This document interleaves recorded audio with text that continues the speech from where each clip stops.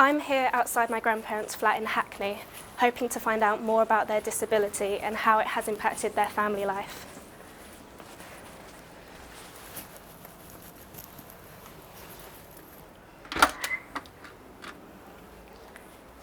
Hello, Johnny. Good afternoon.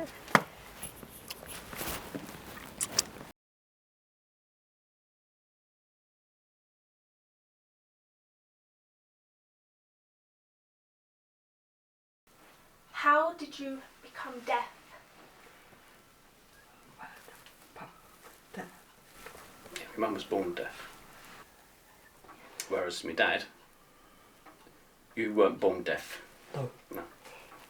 I became very ill. Yeah. Something wrong with, You had an abscess. yeah, under something there. like Yeah, that. Yeah. yeah. That was. And Can't hear yeah, that one, but see better. yeah, That why they wear hearing aids that time. yeah.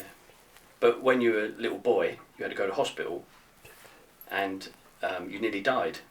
So what they say? Yeah. The priest came 3 times. Three times. They done that, yeah. Yeah. I never did a priest. No. I want to say hello. Grandad can sort of make himself a bit more understood than someone who's totally deaf. Then people naturally don't bother learning any signs. Yeah. Yeah.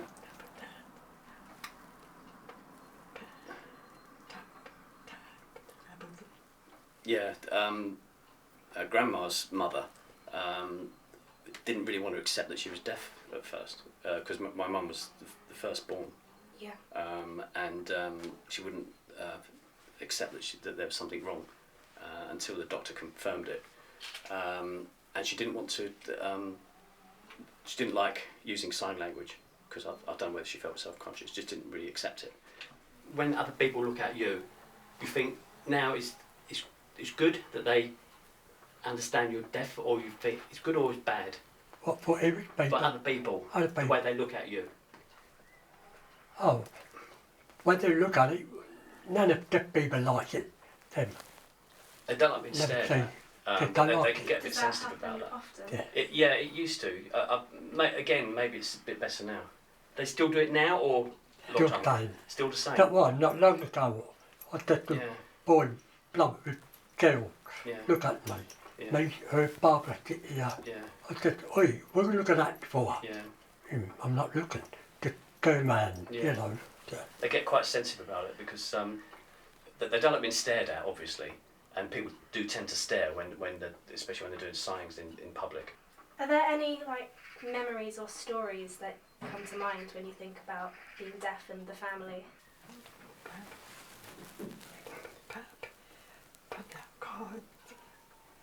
So she left me in the cot, and she put some sheets on the back of the cot to prevent the draft. While she's out of the room, yeah.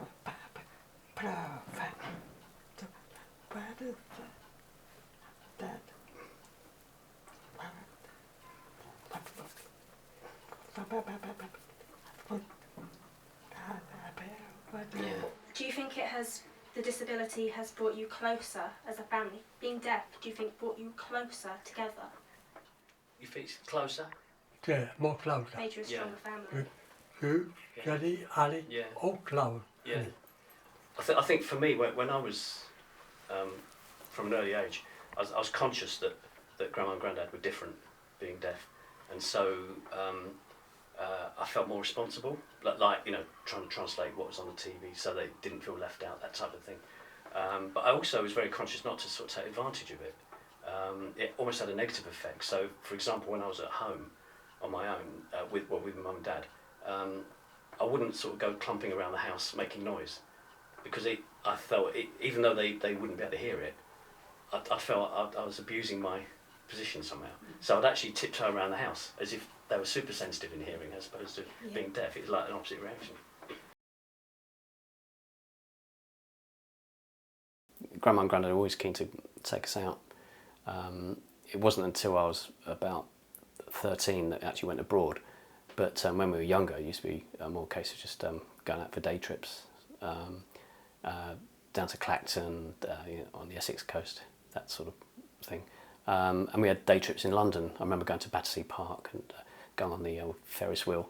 Do you think your parents or grandma and granddad panicked when you said that you were going off to university? Do you think they worried that they'd lost, in a way, their translator?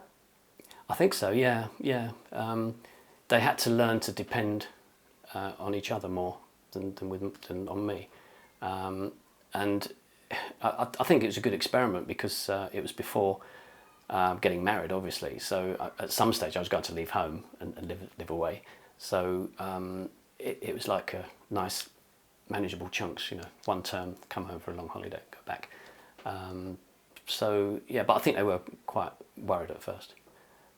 I thought my mum would be the most upset, and it turned out it was Dad that was more upset. Yeah. He took it harder, you know, until we got used to it. Why do you think that is? I don't know. I'm not sure. Grandad's a slightly difficult case because he's a halfway house. He's not totally deaf, so maybe he saw me as a sort of more of a link to the hearing world, whereas Grandma's used to being more isolated. So if I'm not there, she just has to sort of make do as she normally does. Whereas Grandad, I was that, you know, that sort of catalyst and that sort of bridge between the two worlds. That's my theory, anyway.